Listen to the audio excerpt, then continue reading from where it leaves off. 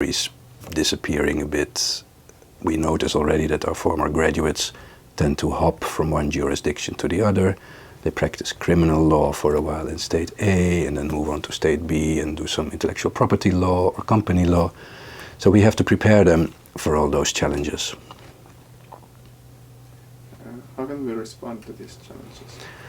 One way to respond to that is to make sure that legal education is not focused anymore solely on memorizing what the local code book says, but focus a bit on the underlying principles, focus a bit on what you might call applied theory, which would look into, for instance, the question as to why does contract law typically have consideration? Why is mens rea an element in criminal law?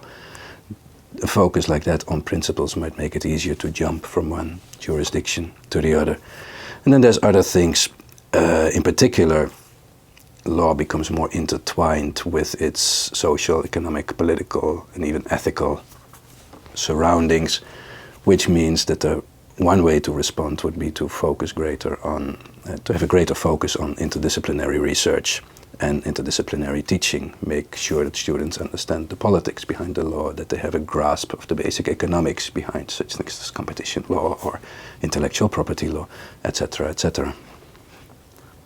How have policymakers and law schools in Europe responded? I would say the response has been a bit mixed. One thing that has happened in Europe and which I think has been very useful is the stimulation of exchange students.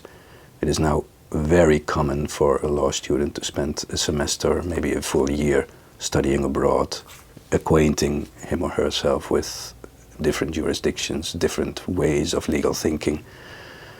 What has been less helpful, perhaps, even though probably the inspiration behind it was okay, has been the attempt within Europe to come up with a Bologna model, a standardization, a harmonization of the degrees that would be awarded when people come out of law school.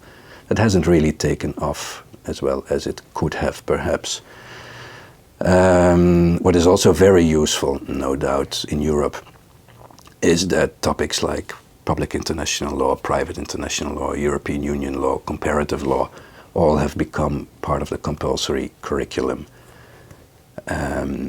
Obviously, in a globalizing world, attention for those disciplines that are most closely associated with globalization can only be useful.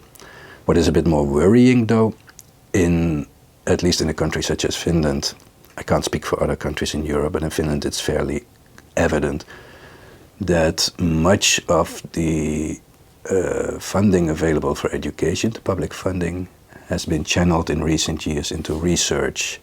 There's a lot of money available for research, more so than 10, 15 years ago.